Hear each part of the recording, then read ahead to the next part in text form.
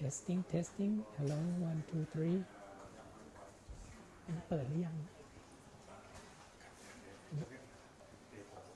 อ๋อ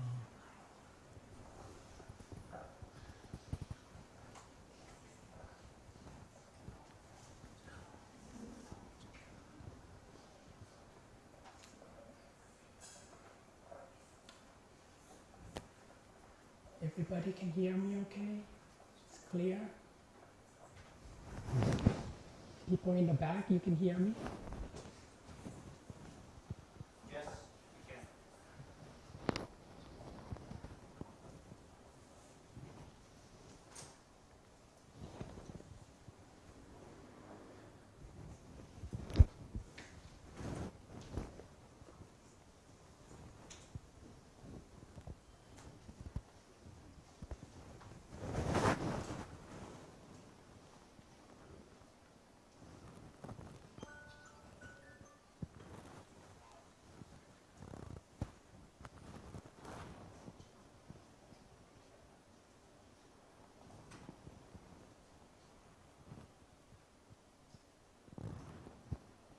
Starting. John, are you going to introduce yourself, or do you want someone to introduce you? Are you going to introduce yourself? Yeah, please introduce me. Well, I think we're dead on 6:30, so let's go ahead. It's going to be very. Oh, sorry. Good. I'm probably one of the few people who don't need a microphone because I have a foghorn.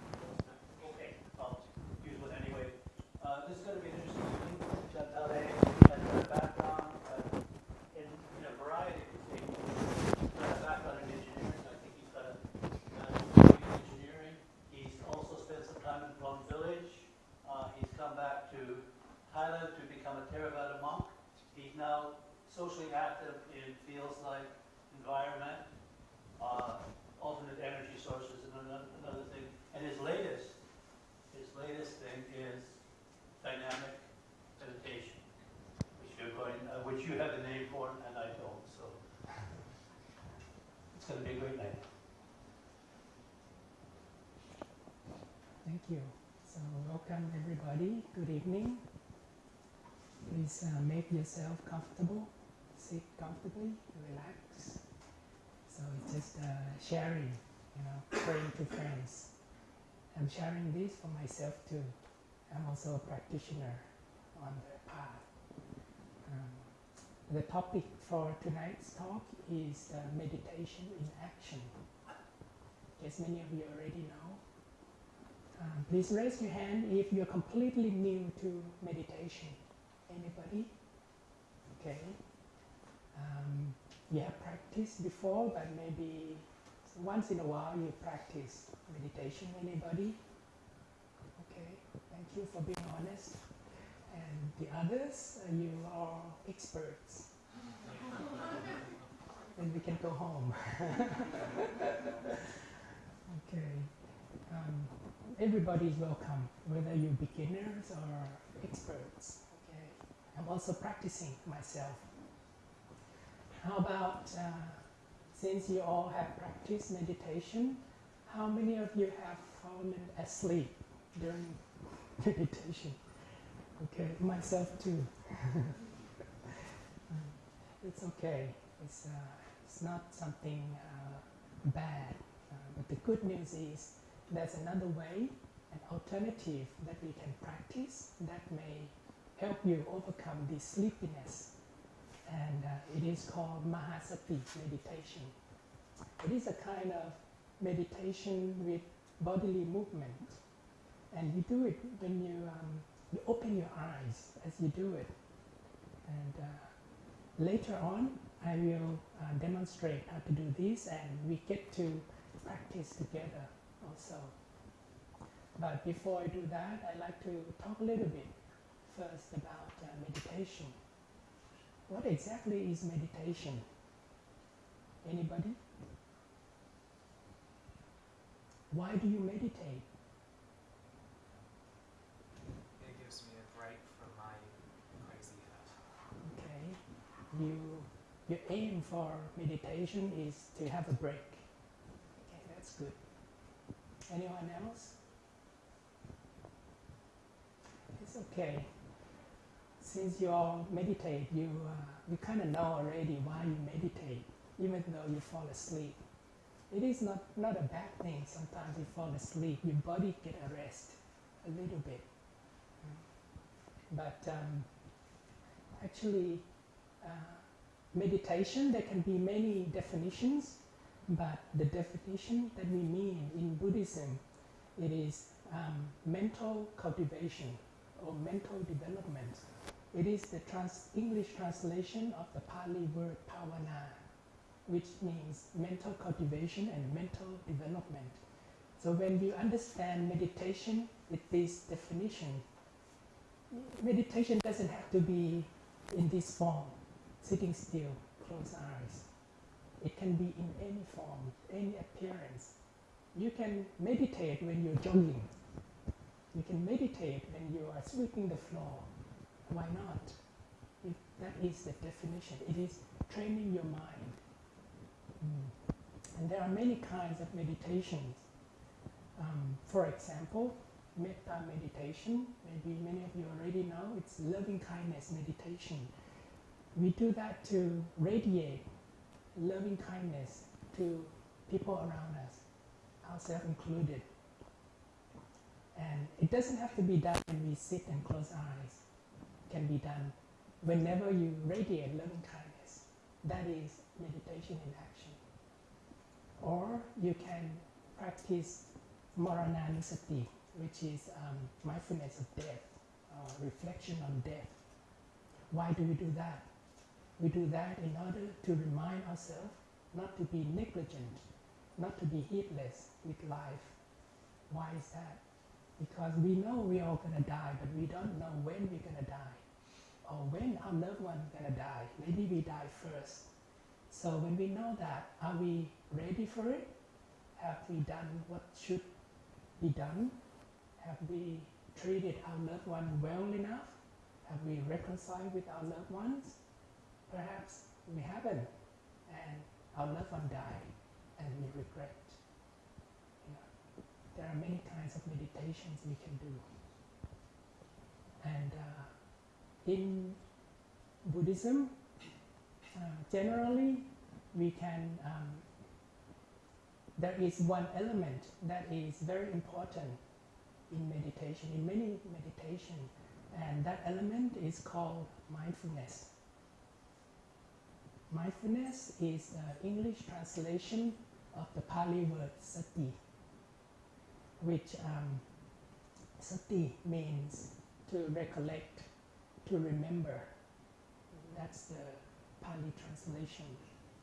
And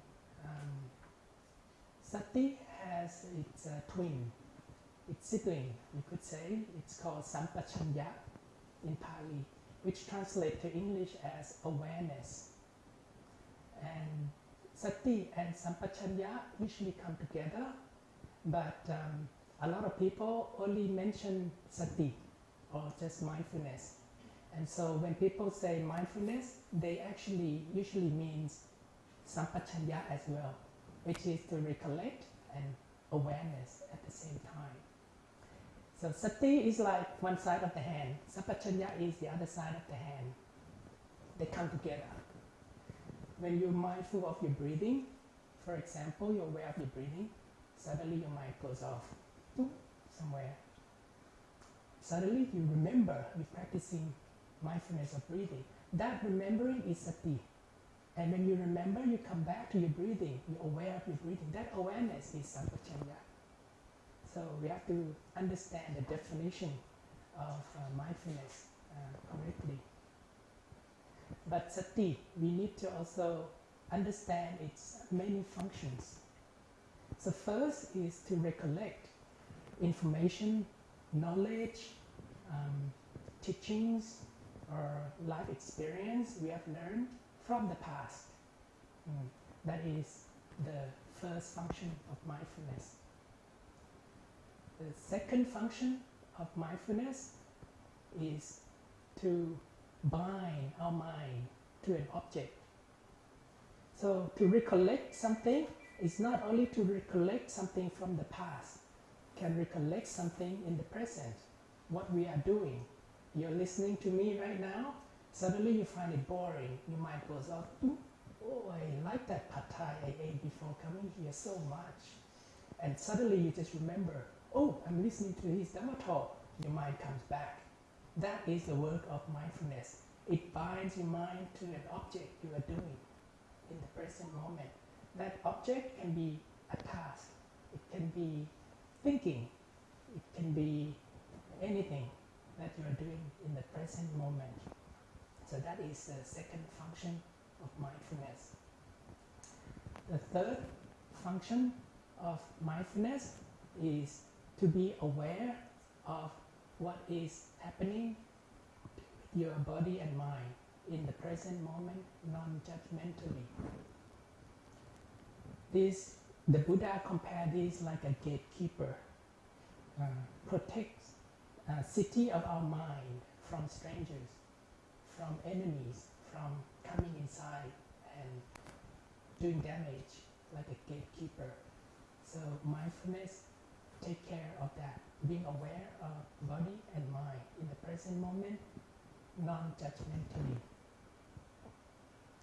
So when we know the functions of mindfulness, and we can understand how it plays important role in meditations. So in Buddhism generally we can classify into two types of meditation. The first is samatha meditation. Samatha means calmness, and the goal of samatha meditation is to attain calmness. The second type of meditation, we can call it vipassana. Vipassana means seeing clearly or insight, and the goal is to eliminate suffering by means of seeing clearly, by means of truly understand reality. By suffering, I mean mental suffering. It is the mental suffering that we add on top of experience. That is something that we can train, we can work on, can train ourselves. Physical suffering, we all get old, we all get sick, we all die. That is not an option. Mental suffering is optional, and that is something meditation can help us to do. So there are two types of meditation, and the way mindfulness works in this meditation is that with samatha meditation, the practitioner basically focuses his mind on one object to the exclusion of everything else, and perhaps need a quiet environment, and that will bring the mind to concentration or calmness, which we call samadhi.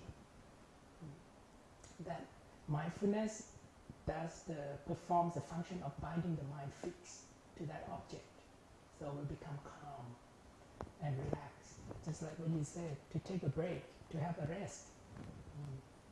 So it's kind of like you're trying to tie a wild bull to a post.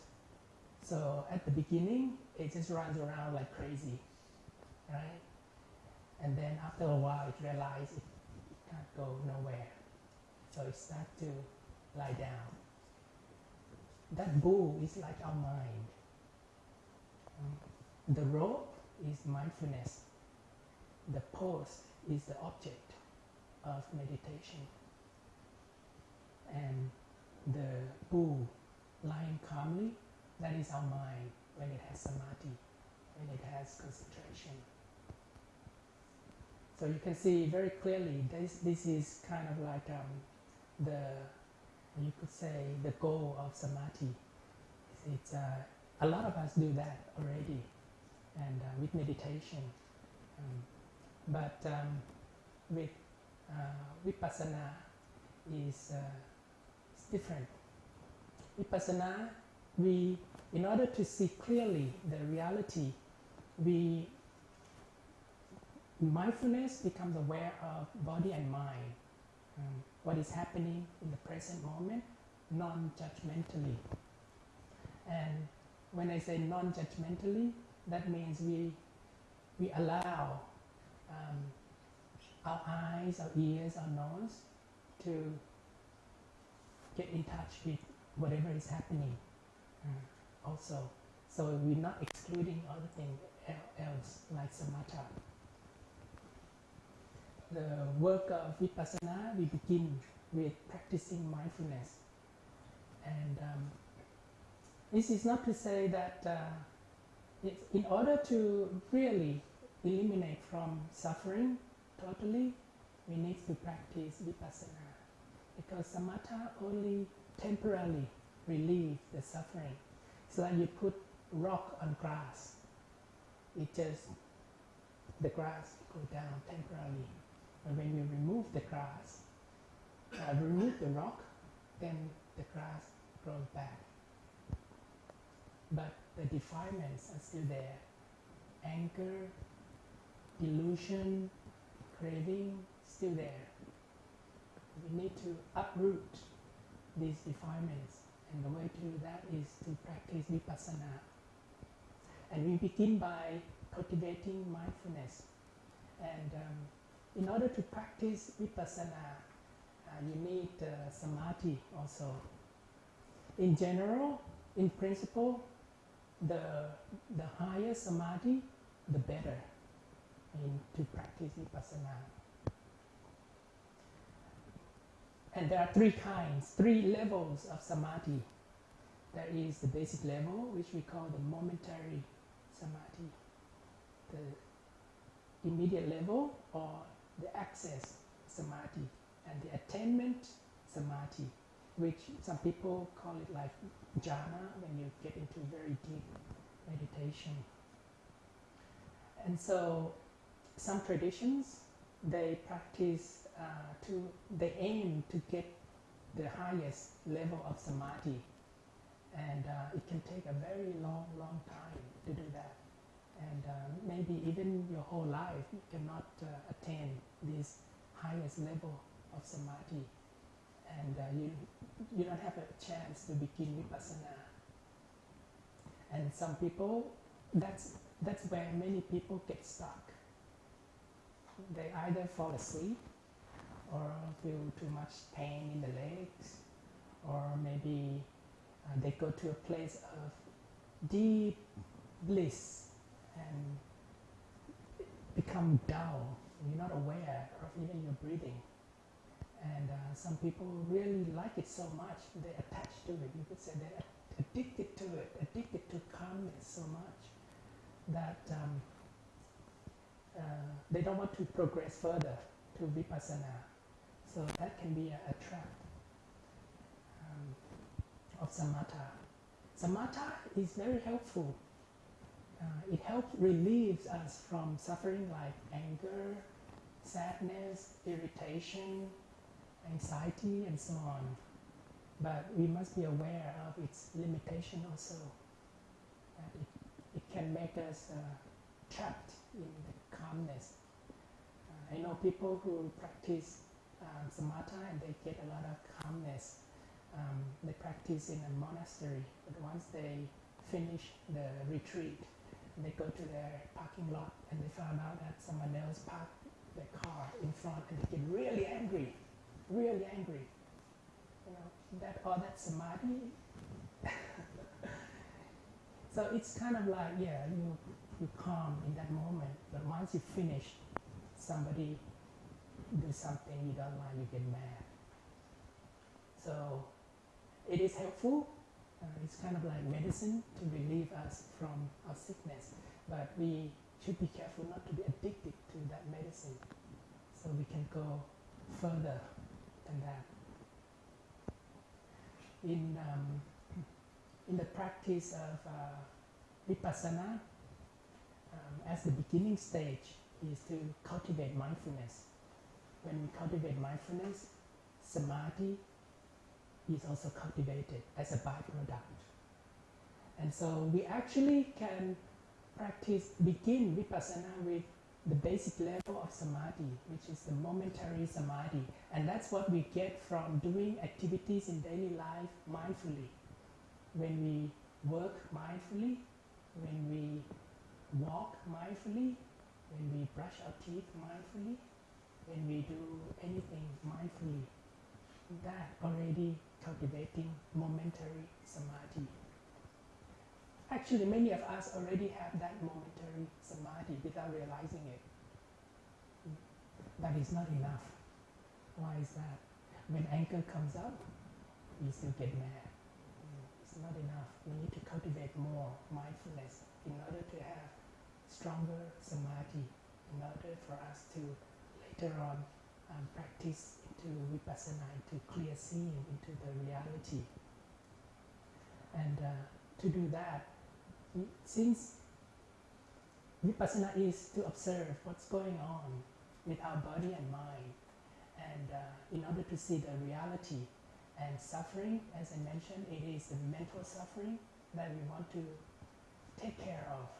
So you can practice by directly observing your mind. And that's one way. But a lot of the time, if you do that, what happens is you get lost into thoughts and thinking. You get caught in emotions. So we need some kind of anchor for us to remain in the present moment. And we can make use of the body as an anchor. Many traditions use the breath as the anchor. And it is very helpful because to be in the present moment, be aware of the breathing. The breathing is always in the present moment. But again, the problem with the breath is many people, it can be very soothing. It can make us very drowsy also. And so that's another way we can use as anchor the body. Breath is part of the body, but another way we can make use of is the movement of the body. And this is where Mahasati meditation comes in. So Mahasati, Maha means great, Sati, mindfulness. It's a great mindfulness. It's a kind of meditation practice taught by Luang Por Thien Jitta Supo. He was a 20th century Thai meditation master. He developed this technique, and when you practice in a sitting position, we do hand movements. And that bodily movement is the anchor to keep us in the present, so that we don't get caught in other things that come up. The advantage of using bodily movement over the breath is, first, you open your eyes as you do, and you're moving the whole time, so you're less likely to fall asleep. And it's also much easier for us to bring this into our daily life, because that's how we live our life. We don't live our life, close our eyes, and sitting still the whole time. So the practice is to be aware of the movement as we practice. That's the way to cultivate mindfulness. And also, when we live our life, we are in contact with many sense impressions. The eyes see forms, the ears hear sound, and the nose smells. Many things come into contact. So we don't exclude these things to our sense impressions as we practice Mahasati meditation. We allow them. It's not a problem. So the practice makes it easy for us to integrate into daily life. And so there are ways that we can place our mind, adjust our mind when we practice. So maybe we can try it together as the beginning, and I will explain as we do. First, just sit comfortably. If you sit on the floor on a cushion, you may sit cross-legged, make yourself comfortable, relax. You sit on a chair, please put your feet on the floor, or if you can, cross your legs You can do that also. Make sure your back is straight. You open your eyes. Open your eyes. And make the intention to bring your mind to the body. It's there's a connection between body and mind. When the mind is with the body, aware of what the body is doing, if something comes up in the mind is aware of it. So the body is something, it's the movement in particular, it is quite obvious, it's quite tangible, it's closer than the breath. So that is something easy for us to be aware of also. So let us begin by just placing our palms on our thighs or our knees. Just relax your shoulders, open our eyes. You can keep your eyes as natural. And then first begin by turning your right palm on its edge, like that. As you do, you're aware of the movement. Let's try again. You turn, you're aware of the movement. And pause, you're aware of the movement. The next movement, raise it up to your shoulder, and you're aware of the movement. Bring it to your belly, you're aware of the movement. Do the same with the left hand, turn it on its edge, you're aware of the movement. Lift it up, pause, you're aware of the movement. Bring it to your belly, on top of your right hand, aware of the movement. Now your right hand, bring it up to your shoulder, to your chest, aware of the movement. Bring it out to the side, aware of the movement. Bring it down on its edge, aware of the movement. And turn it down. Do the same with the left hand. To the chest, bring it to the side, bring it down, turn, and we continue together. As you do, you're aware of the movements. Just aware, just knowing the body moving, the arms, the hands moving, and pausing. Simple like that.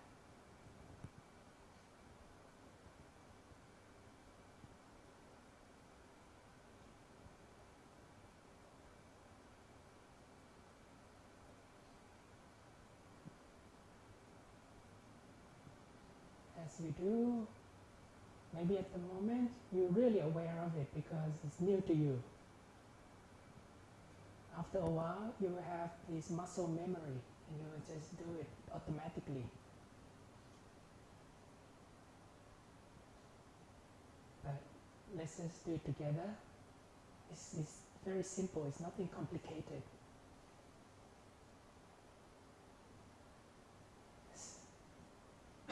As you do this, just aware of what's going on with your body. To bear in mind as we practice. First is to be aware of the sensation as a whole, like an overall sensation. So it means you're not focusing on the hand or any particular part of the body. You just feel the sensation as a whole. You're not concentrating on any part. So when you looking at somebody's face, you look at his whole face. You don't look at his nose, his mouth, his eyes, or any particular part, his eyebrows. No, you look at it as a whole, the same way. Just aware. The overall sensation of the body, of the movements. Sometimes the sensations may be the eyes blinking. It's okay, we can be aware of that too. Whatever is obvious, be aware of it.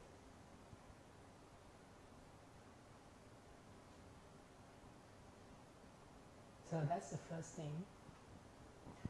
Second thing is we don't force the mind to be with the body. does that mean? We allow it to be natural, be as it is.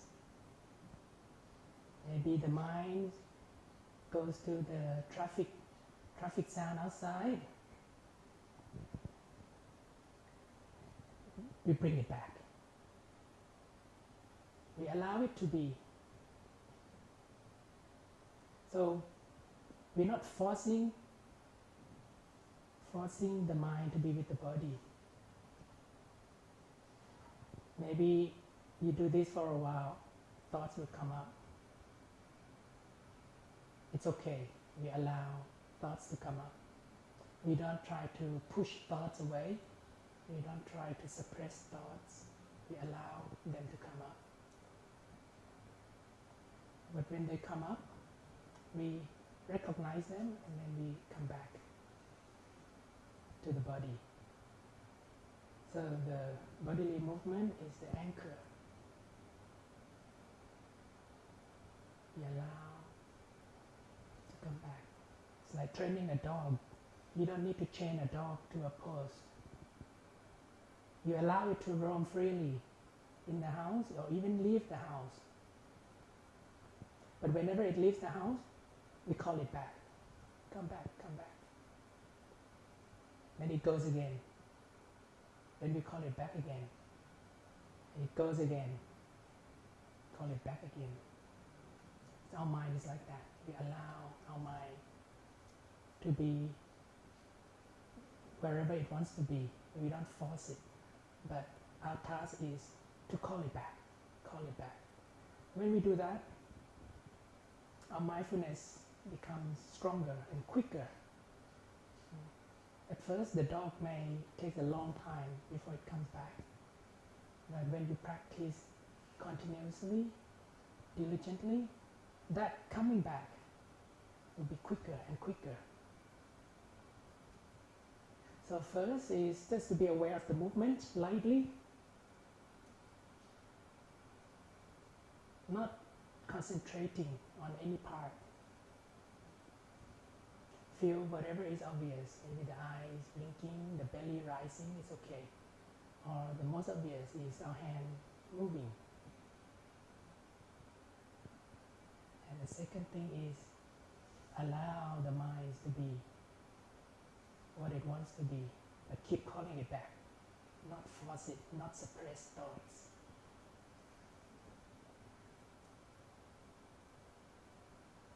And the third is something comes up, thoughts, pain in the leg, we observe it, we recognize it, non-judgmentally. Non-judgmentally. What does that mean? We don't react to thought.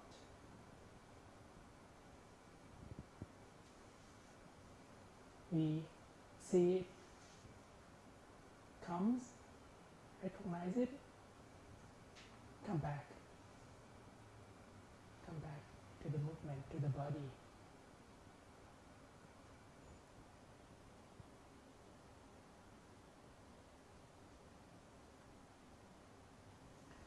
Our tendency is in life is that when we see something we like, we cling to it. Something we don't like, we try to push it away or suppress it. Either way, we're caught in it. We're caught in it. With thoughts, with emotions, the same way. So we try to avoid the two extremes by observing it with bare awareness, with a neutral mind.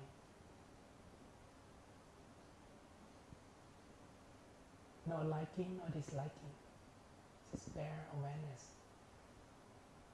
When you do that, when thoughts come up, you see it, thoughts disappear. Thoughts go away.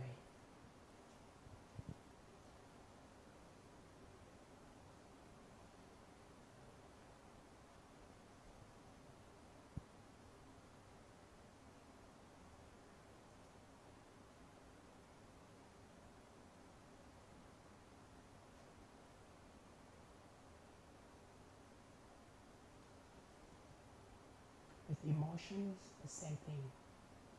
Emotions come up, we recognize it. Sometimes strong emotion comes up, we recognize it. It may not disappear immediately, but it will lose its strength.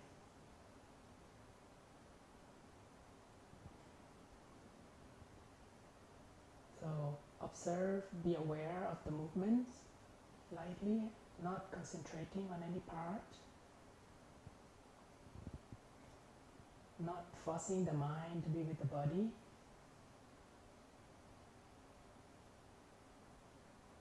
There's noise outside, we hear it, it's okay, then come back to the body, to the movements, and observe everything non-judgmentally.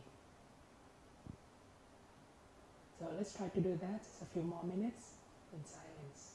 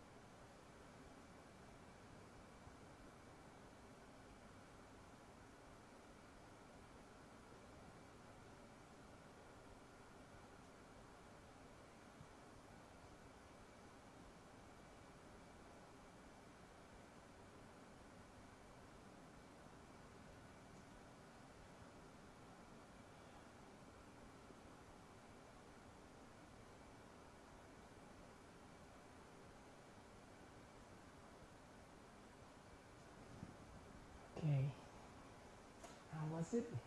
Very simple, very easy. You're aware of the movements.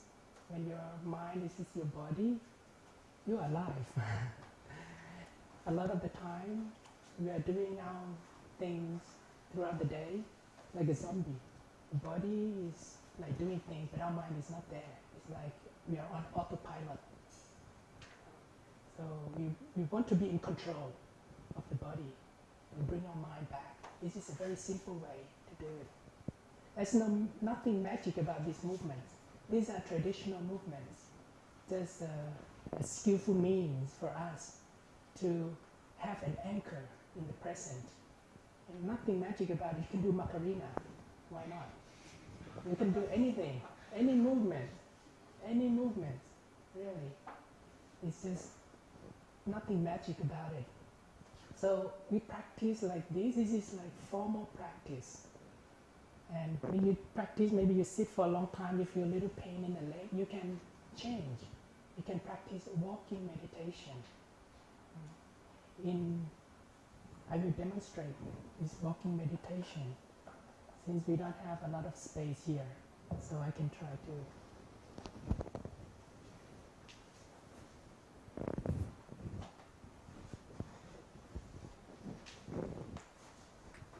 So maybe I explain first and then I will do it, because if I carry this as I do, you won't see it clearly. Basically, you just walk, basically. But you just bring your mind to the body, to be aware of the movements of your legs, of your feet, of your body. No different from when you do the hand movements, but not concentrating on any particular part. Some traditions, when they practice walking meditation, they will do it really slowly. But in Mahasati meditation, we don't do it that slow. We do it like a normal pace, maybe a little bit slower than a normal pace. And the traditional way is to either put your hands like that on your chest or put it down your back. That's the traditional way. And we walk back and forth, usually 8 to 12 steps. The tradition is like that. And then you make a turn. You're just aware of every movement.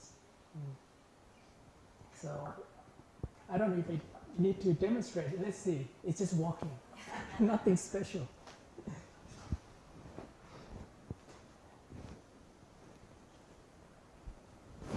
คงไม่ต้องก็ได้นะเพราะว่าอธิบายไปแล้ว Okay. You walk like this.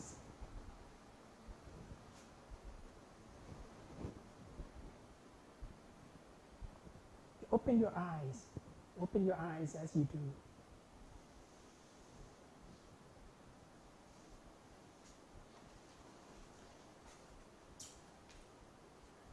Just be natural. You may bring it to the back.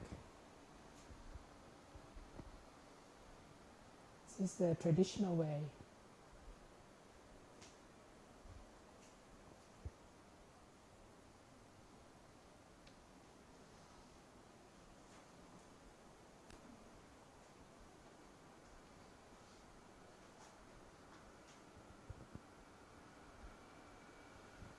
Or if you like, sometimes I like to do it untraditionally. Just walk normally.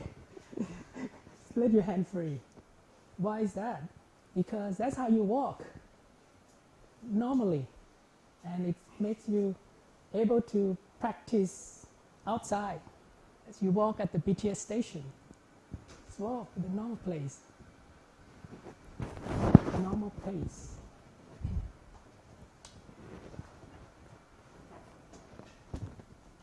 Like I said, meditation is mental cultivation. It's to do with the mind. It's not necessarily you have to be fixed to a certain posture or a certain form. You can meditate when you are cycling meditation. Why not?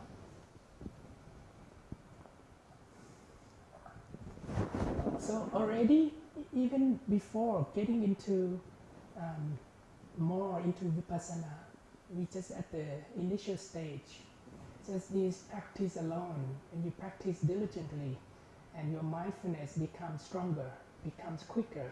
It already brings a lot of benefits, For example, you already able to recognize thoughts and emotions that come up. A lot of the time is thoughts, and especially negative thoughts that make us suffer. We tend to think about the past or the future. Somebody says something negative to us a long time ago. Maybe it hurt at that moment, at that time. And then the next 30 times, 40 times is us making ourselves suffer. We keep thinking about that incident, that moment, until we recognize that thought, and then we realize that it is our thought that makes us suffer. It is not a reality. But to be able to do that, we have to be able to see it, to recognize it. Thoughts, it leads to emotion, anger, sadness, worry, anxiety, etc. With this awareness, this mindfulness, it already help us to recognize. And the way we do it, we have to do it with bare awareness. When we look at it with bare awareness, we kind of like, we're not caught in it. Let's say anger. There's anger. We're caught in anger. This is us, this is anger. Caught. Anger take control. Do damage. But if we recognize it, it means we being an observer of anger. We bring ourselves outside of it. We can see what it looks like. I see you, anger. When you're caught you don't see it. And when you come out, you can see it, you can recognize it. You see anger, you see thoughts. Thoughts, when they recognize, they disappear very easily. Perhaps anger may not disappear right away if your mindfulness is not strong, or if you're not observing it with bare awareness. Why is that? We have this tendency to, we don't like anger. We want to push it away. We want to get rid of it. So, two extremes. One is we're caught in it, and we do whatever anger is telling us to do. We either let it out, insult, scold, swear, whatever, and it leads to trouble. And the other extreme, we don't like it, we suppress it. It's not good for our body either. Not good for our physical body, for our physical health, mental health. Either extremes we try to avoid. And what's the middle way? We recognize it with bare awareness. And when we're able to do that, then we have a chance to see what is the cause of anger, what are the cause, what are its characteristics. So, but first we have to be able to have a quick and strong mindfulness by practicing awareness of this body movement, as an example. It can be done with the breath awareness as well. So that's already one benefit. And when your suffering is lessened, because you're able to recognize these thoughts and emotions that come up, you suffer less. And as a result, when you suffer less, you make others suffer. You don't make others suffer. Sometimes our suffering is so much and we can't handle it. And what happens is it's spilled all over people around us, even without our intention. So we make people, we stop making people suffer when we suffer less. And when we able to recognize thoughts and emotion, we able to have some calmness in the mind. Before, you have thoughts after thoughts after thoughts after thoughts. But when with awareness, with mindfulness, you recognize it, and there's more gap between thoughts. The gap becomes larger and larger, and your mind becomes more and more calm. Zen Master Thich Nhat Hanh say, we have this kind of radio station playing in our head the whole time. It's called radio station NST, non-stop thinking radio station. It's always running the whole time. So with mindfulness, we're able to turn off that radio, have some peace, have some calmness. And the things that come up in us, maybe not just thoughts or feelings or emotions, maybe things like desire or wanting something. Desire in itself is not bad. There can be wholesome desire and unwholesome desire. Wholesome desire is like we want to be kind, we want to be generous, to be compassionate. That's great. Unwholesome desire, you know, there's a Thai proverb. Some of you here know Thai. We say,ดีชั่วรู้หมดแต่อดใจไม่ได้. We know full well, but we just can't resist the temptation. We know it's not good to eat a lot of sweets. It's not good for our health. But when you see that mango sticky rice, you can't resist. When you see that coconut ice cream, yum, just keep eating, keep eating, keep eating. So things that come up, desire. If we have mindfulness to recognize it, we have a chance to choose. We have the freedom to choose whether to follow through with it or not. So we have that freedom to respond to emotions or thoughts, or to react habitually, to respond appropriately, wisely, or just to react. And that can be done when we turn our mind inward, our attention inward, by the practice of mindfulness. Because we live our daily life doing things, this and that. We have to deal with many things. Our mind is always directed outward. And then when there's something it's not according to our liking comes up, what do? We blame the other person. We blame the external conditions. We blame the outside. We never turn inside to look at what's going on inside of us. I like what Ajahn Chah said. He said, you know, when you drop something into a hole and you want to reach that object out, you can't reach the bottom of the hole. And what do you say? The hole is too deep. How many of you will say your hand is too short?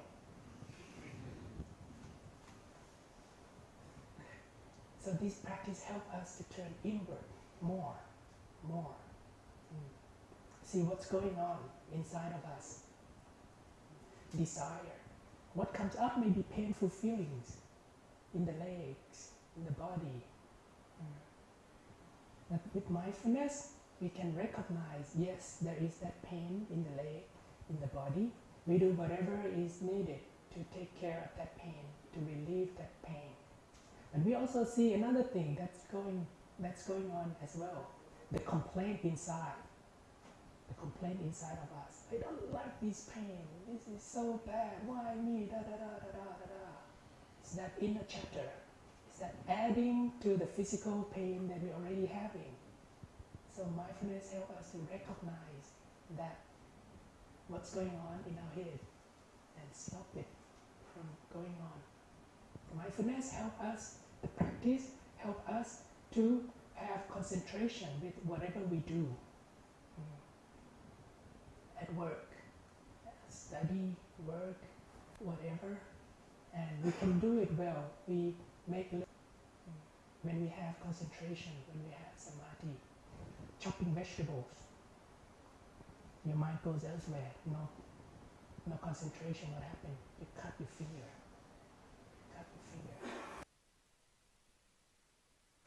You're chopping. By the way, being mindful doesn't always mean pay attention to the body and mind the whole time.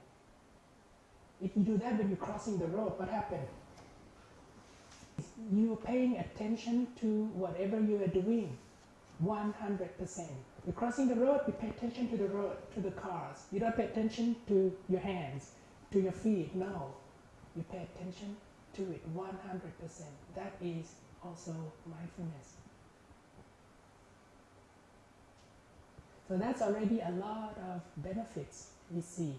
Another thing is you remember things, you recollect things from the past. You're on your way to work, suddenly you remember, oh, I forgot to lock my house. Oh, I forgot to turn off the gas. That remembering is the work of mindfulness, recollecting things about the past. It's not just forgetting car keys, forgetting pen or glasses.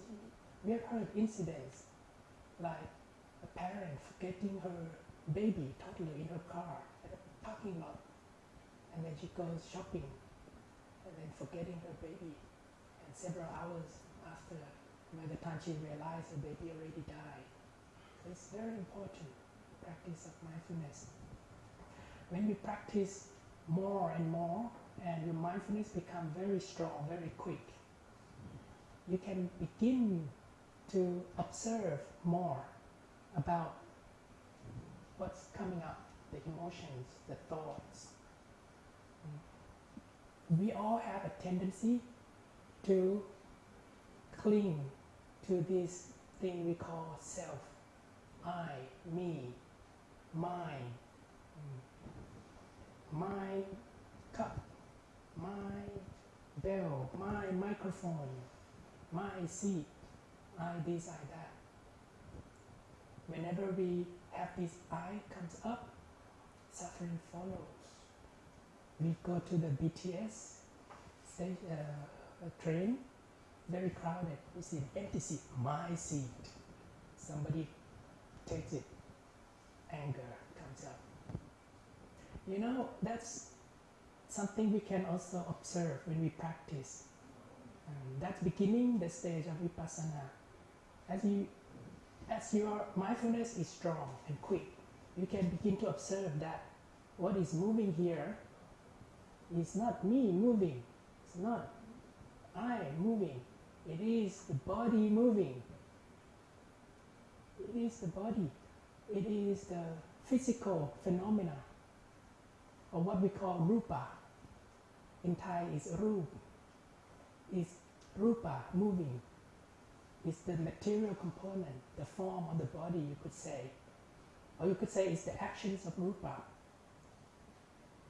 And as you do, maybe thoughts come up.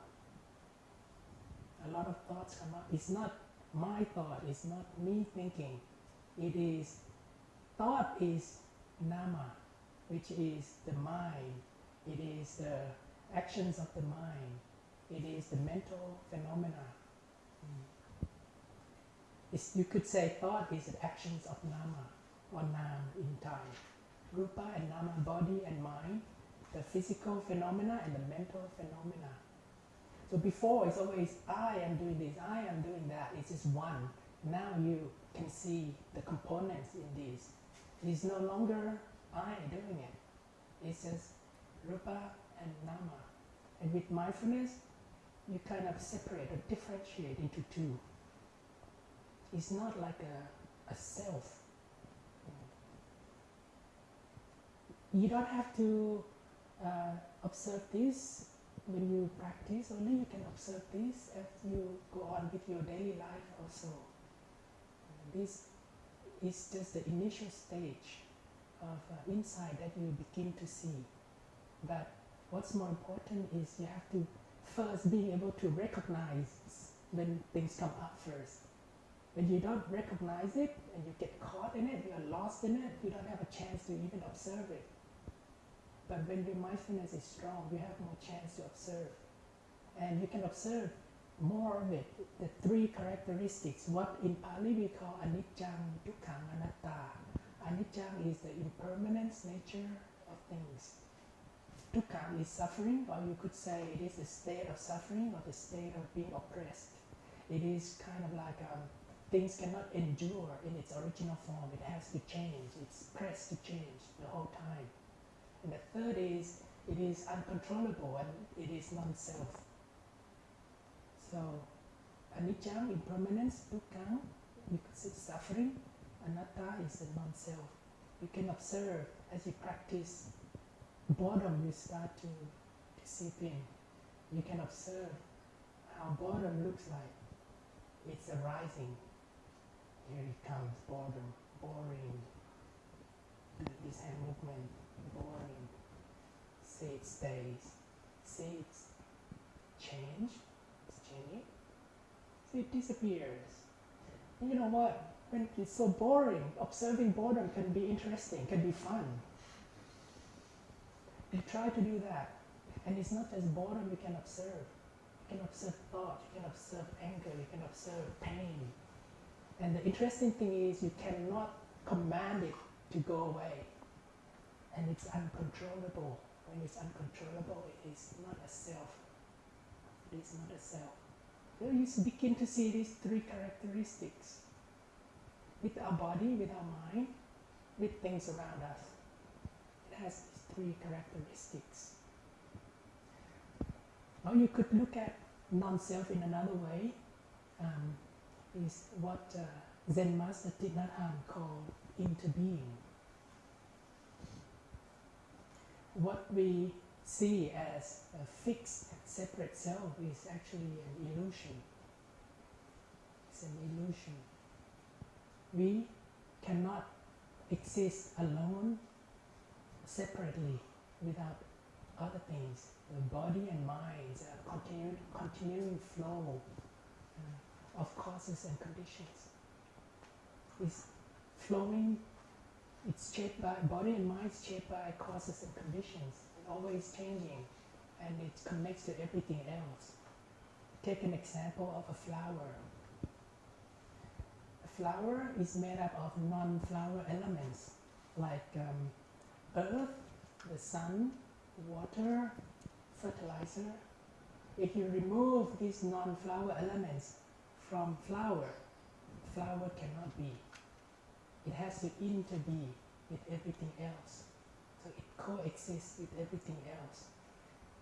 What you see as Mr. David is not a fixed, separate Mr. David, but he is composed of many causes and conditions, like education, ancestors, can be blood ancestors, natural ancestors, the food he eats, the environment he lives in, his education, and so on. So all these are changing the whole time. There's no such thing as a fixed Mr. David.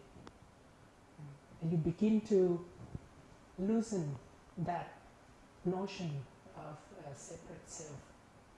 And the separation between I and others, me and them.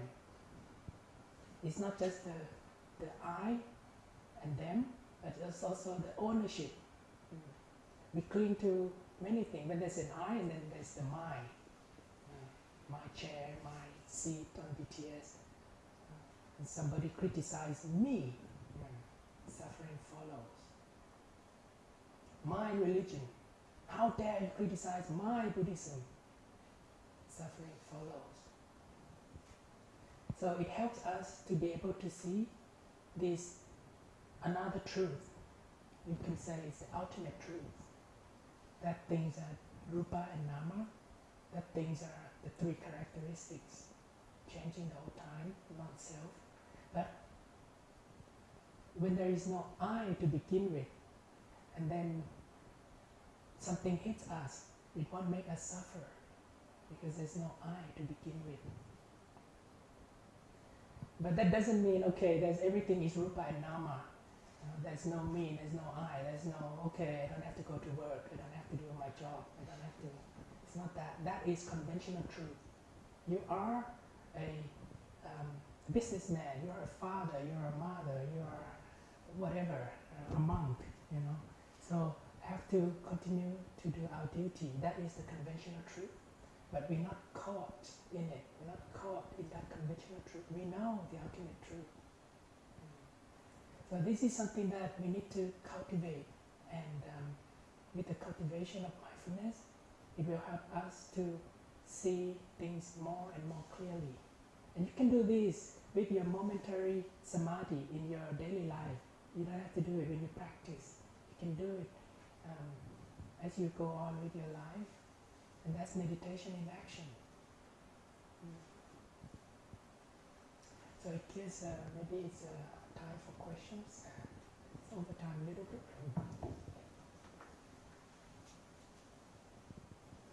Any questions?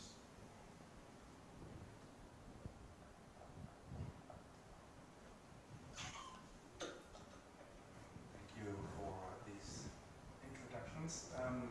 You mentioned something about, I think, you mentioned something about different stages of concentration. Jhana, I think it was. How do you recognize different stages of concentration? How do you get there? How do you recognize different stage? Honestly speaking, I myself never get to that stage, so I don't recognize it.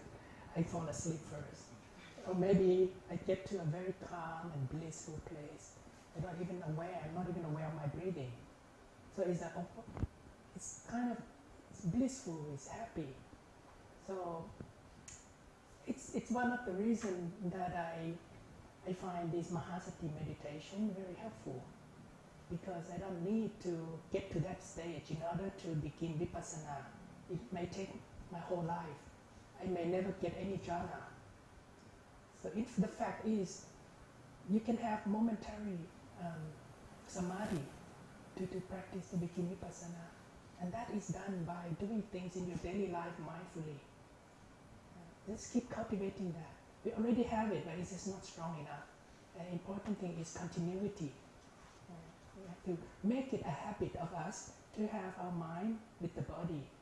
And it becomes automatic that the mind is always with the body. The gatekeeper is always there, in charge. Enemy comes in, we know. Not the gatekeeper go and to a pub somewhere and something comes into the city of our mind and steal things you don't know. No. So you train the gatekeeper to be there, take care of your body and mind. Yeah. And in fact, a teacher said that the samatha practice has been practiced before even the Buddha's time. The jhana, these things, they're all before the Buddha's time. Buddha, he made use of it, he practiced jhana, and he go into vipassana and gain a lot of insight. But it is, a lot of people really get stuck in samatha or attached to it, or they just can't progress further. I'm one of them. So I find this Mahasati meditation very practical, very applicable. That's how we live our life. Open eyes, see things, hear things. At the same time, you do things as you practice, as you're aware of the body, you do your things. Normally, that is meditation in action. You go to work, you pay attention to your work fully. You have to use your thinking with your work. Be attentive to your thinking. But that doesn't mean you cannot practice. Being attentive to your thinking, that's already practicing samadhi. But from time to time, you can take a peek inside your mind. And maybe as you're thinking or as you're speaking to somebody, you pay attention to that conversation, but at the same time, take a peek to your mind. How is it? Oh, maybe there's anger.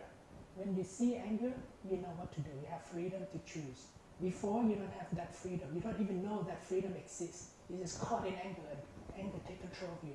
You break away from anger. I see you, anger. I look at you with bare awareness. But that's not easy, because our strong habit is we don't like it. And that not liking it is what's happening is us trying to push away anger. And when we do that, we entangle with anger. It doesn't go away. It doesn't go away. So bare awareness is very important. Sometimes people say, I see anger, but anger does not disappear. Why is that? I think that's because either you're not looking at it with bare awareness. Deep inside of you, you're pushing it, you don't like it. Or your mindfulness is not strong enough, you already become part of it, become it. The practice is not to become it, not to identify with it, but observe it. Sometimes the way I do, in order to practice bare awareness, anger comes up, I smile at it, welcome it, instead of just, pushing it away. It's like Ajahn Paisan Visalo, he said it's kind of like fire. No matter how big it is, if you keep a distance from it, you won't get hurt. You won't get hurt. But if the fire is small, you get too close, you feel hot. The problem with us is we don't keep a distance, we jump right into it. So, observing with bare awareness, non-judgmentally, we have a chance to see what's coming up as they are, as it is, to see the true reality of it. Yeah. So to answer your question, I'm sorry I never attend any jhana in that sense. So, yeah, and there are samatha is very helpful, and it's not that it is bad. In fact, I think that we should practice both together, samatha and vipassana in our daily life. Sometimes anger is so strong, you cannot observe it with bare awareness. You do samatha, you take a deep breath a few times. That is samatha in action. But what it does is it just take your attention away from anger for a little bit. That's all. Anger may dissipate a little bit, but it does not disappear totally. Defilement is still there. What we need to do is to uproot defilements by practicing vipassana. John, Yeah. you had a career that I would call a work in progress. You moved from being fairly advanced in engineering, master's degree, then you went into activism, environmental activism, and trying to get alternate energy going. Then you moved over to France. Then you came back to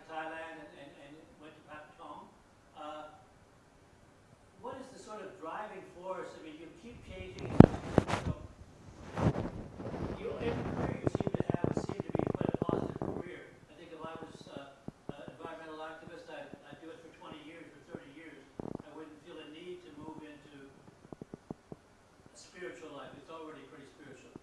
What was the driving force? I guess that's impermanence revealing itself.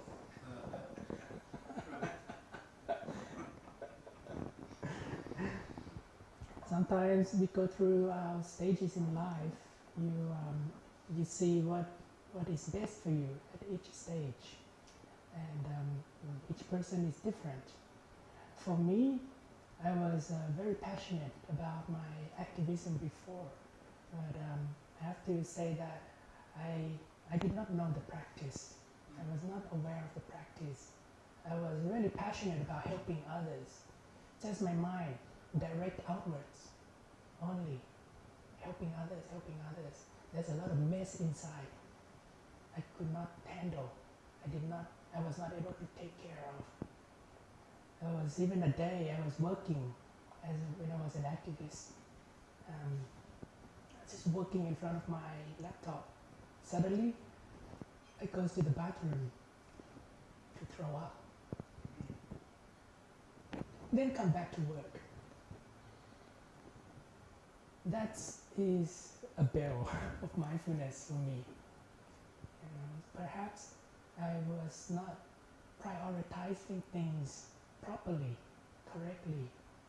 I was really helping a lot of people out there, but there was a lot of mess inside, a lot of problems that I need to take care of inside of me.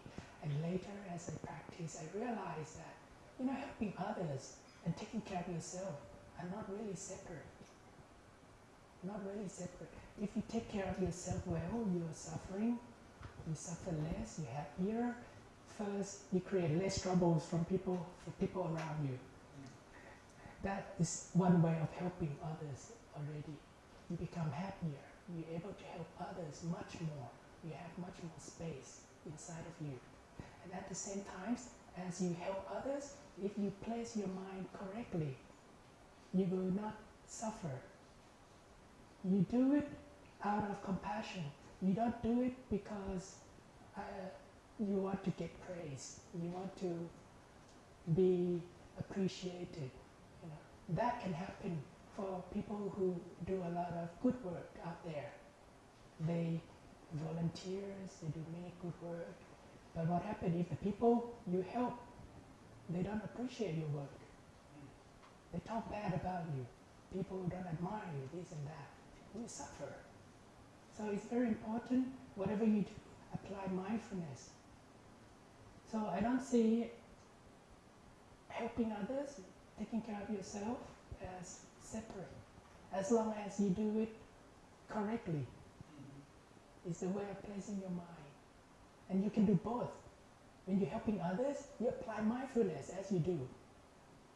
When you're helping yourself, you're helping others at the same time.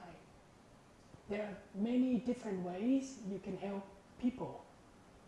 And by helping yourself is one way. When each person has different conditions, not the same. You don't know how to swim, you walk past the river, you see a boy about to drown. You have so much compassion for him, you jump right into the water. What happened? Both of you drown. But let's say you're on your way to a swimming school, you want to learn how to swim, you see that boy, and you say, I can't swim, sorry. Oh, by the way, here's a book, how to swim, catch. That's not the way either. That's not the way either. What's the middle way? You do what you can with your limitation. Maybe you don't know how to swim yet. You can yell out to people to help. You can find sticks, ropes, whatever, to help whatever you can to help that boy. You're not ignorant to suffering, but you're also not ignorant to your own limitation. So you have to apply wisdom as well. I hope that answers your You question. did. Thank you very much. More questions?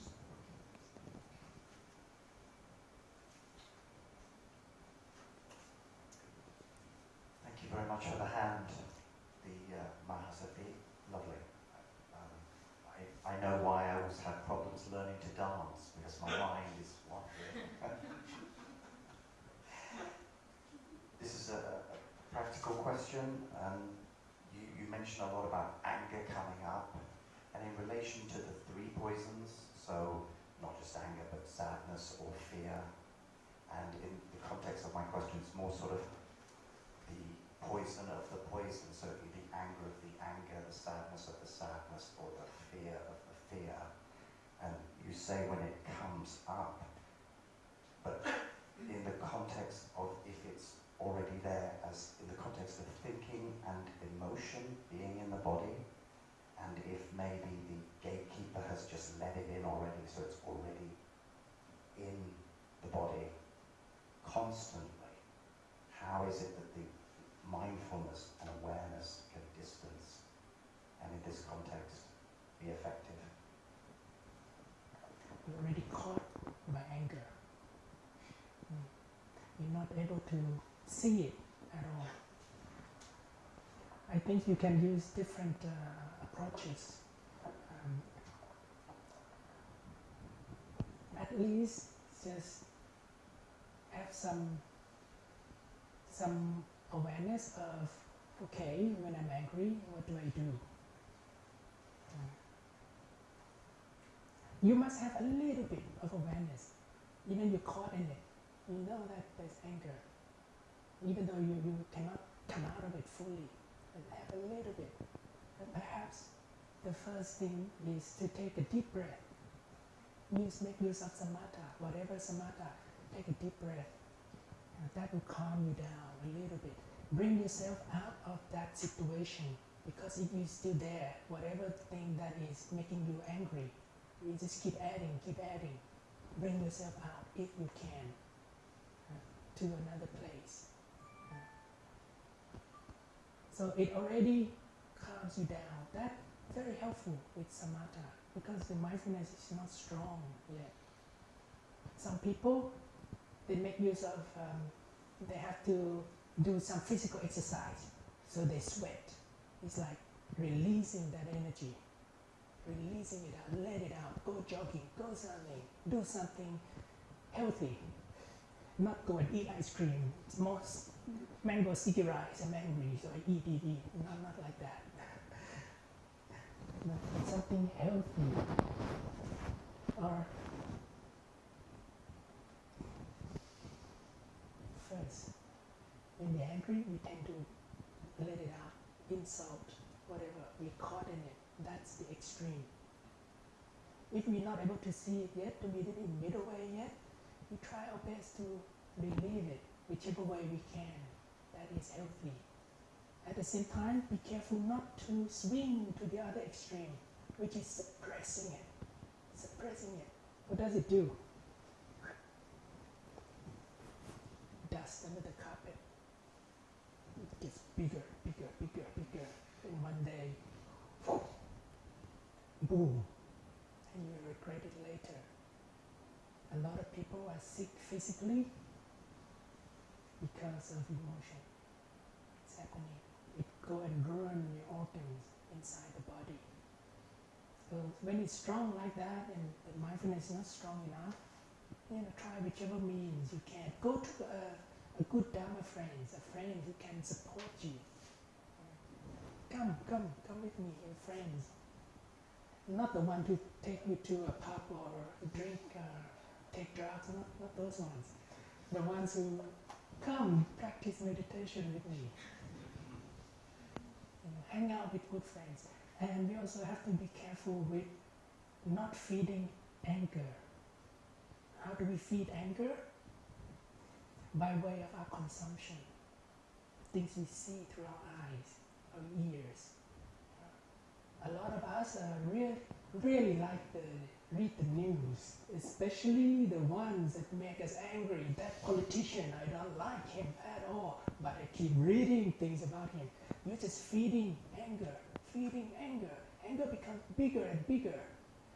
And your mindfulness is tiny. How can you take care of anger? Luang Por Tien compare mindfulness as a cat, a kitten. trying to catch a mouse. Mouse is like anger or whatever negative emotions. So the rat is so big. Instead of this kitten catching it, it's the rat dragging it. Your job is feed the kitten. It becomes bigger, bigger cat, bigger than the rat. Then it can take care of the rat. That's only our job. And we also have to be careful not to feed the rat. Be careful what you read, what you hear, things you listen to, things you read, social media. Very mindful of what you read and hear because it's feeding those defilements in you. Very careful. When you're sad, what do a lot of people like to do? Listen to sad music. What does it do? It feeds the sadness. You're heartbroken? What do? You listen to heartbroken song. It gets to the heart. And what is happening? What it's doing? It's feeding. It's growing. And then when something similar comes up, that sadness manifests. So we have to do both. Feed the cat, don't feed the rat.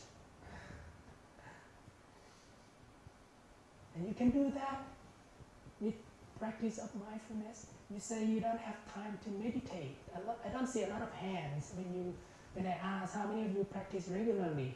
Very shy. Why? The biggest excuse, I don't have time. Now you cannot have that excuse. You cannot have time. As you're listening to me, you are practicing. If you're attentive to my talk, my speaking, if your mind goes elsewhere, bring it back, recognize it. That's practice. The moment you walk out of this room, aware of your movements, aware of your steps. You go to BTS station, you don't go and do that in a BTS. No. As you move around, you sit, you're aware of your body. Observe your mind. What's going on? You don't do that. You freak people out. No. So you don't separate. You don't treat the meditation as only the time you sit on the cushion. Okay, now I sit on the cushion. Time to meditate. Finish meditation, you lose yourself the rest of the day. No. That is not meditation in action. When you're stuck in traffic jams, you get frustrated. You're annoyed, you're angry, Guess what? Now you have time to meditate. No excuse not to meditate. Observe your mind. You don't have to move hands, just observe your mind. Aware. Sit on BTS, don't do this. You can just do like that. Just a little bit. Or just be aware of your breathing. Anything that anchor you to present moment, you're just adding little drops of mindfulness, little bit. Yeah. And now you can practice all day long, even as you lie down, about to sleep. Smile to yourself, radiant, loving kindness. Thinking, what if I don't wake up tomorrow morning? Have I done my best today? Have I taken care of my loved one the best I can? Have I reconciled with my loved ones? If they die before I do, I will not regret. That's meditation in action. You can do it any moment. So now, from now on, you're stuck in traffic jam. What do? That's time for meditation. Not time to be angry, not time to be irritated. Be aware of that irritation. Smile at it. John, thank you very much, and I think all of us appreciate. Oh, sorry, I was going to have another question. Oh, no, not me. Anybody else want to? Maybe the short questions. Yeah. Okay, I'll use the microphone. Thank you very much. That was wonderful, John. This is the second time I've listened to you talk, and I gain something more every time I listen. We're into a situation now that seems to be quite good. We're getting a fairly regular Monday change of speakers, and we also have a very solid speaker in Prabhupada. And we're also going to be doing other things. Elijah is going to be taking Dharma Circle from time to time, or at least the next time. We have Robin Moore, we have Prem Jan, who's also going to be doing stuff. So it's kind of a nice mix, but I think more or less fairly confident that June, July, and August, at least those 3 months, we can never, after that, it's Anita, I think. We don't know what's going to happen for sure, but we're hoping that's going to happen. So also, if Elijah is doing the streaming now, so if you miss our talks, or miss coming, you can always maybe check out on Facebook or Meetup. They will be streamed on those two platforms. So those are what we're doing as well. Also, there is a certain practicality to all this. First up, just building the .com for free. We don't get charged, and neither do you, but Donna says that we should sort of give something back to the Bonnaree people, and we have a box for their foundation. Also, monks live on many different ways, and they would, I think John would greatly appreciate it if anybody gave any money in his box. So that's great. And even more practical is we need to get out of here rather quickly. So if you could move the brown chairs, help us move the brown chairs into this room, the white chairs in the far room. And the last announcement would be we do have a sort of a post-meeting, and Joe, do you wish to make an announcement about that? Oh yes, some of us afterwards usually go to a nearby cafe or restaurant to continue the conversation and to make friends and develop sangha. So everyone is welcome to join us. Just look for me and Tom. All right, can you give us a blessing?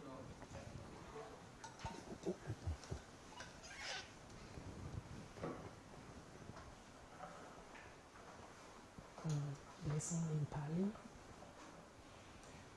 Satitiyo vivachantu saparoko vinasatu mate pavadvantarayo sukhidikayuko pavapiva dhanasiri sanicam vuddhapacayino taro dhammavat Tanti ayuwanno sukhang palang.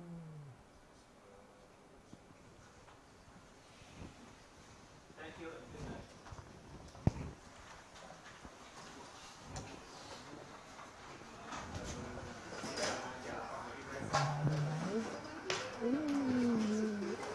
นานมากเลย2003-2004มั้งแล้วอึดนั้นคุ้นๆอยู่ไอเน็ตใช่ไหม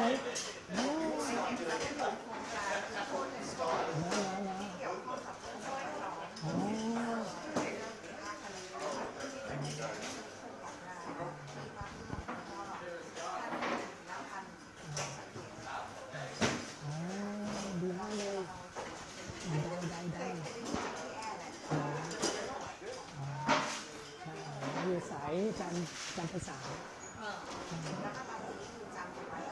ตอนนี้อยู่ที่ปักช่องก็เป็นสาขาของสิงคโปร์ใช่สิงคโปร์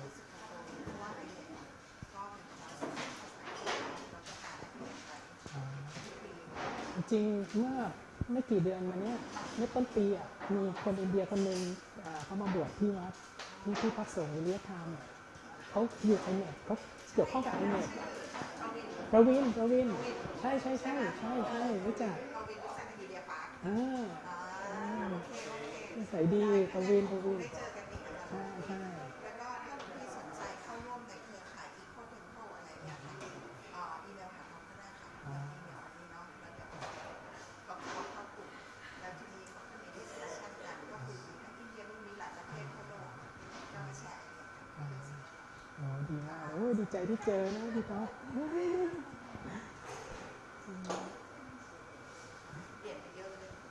เปลี่ยนยังไงแก่แล้วต้องใส่ขึ้นจริงๆชวนพี่ผักจี้มาด้วยที่ติดธุระอะไรเงี้ยส่งรูปให้ดูหนูใส่ปิ๊งเลยใส่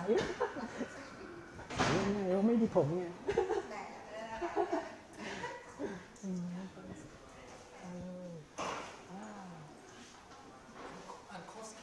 โอ้ Masayo-san told me. Yeah. Yeah. Good. So we go to Briyatama tomorrow Yes, together. yeah. Okay. You can give me your phone number. Or you can get my line contact from Masayo-san. Okay. Yeah. So I think tomorrow I will go to.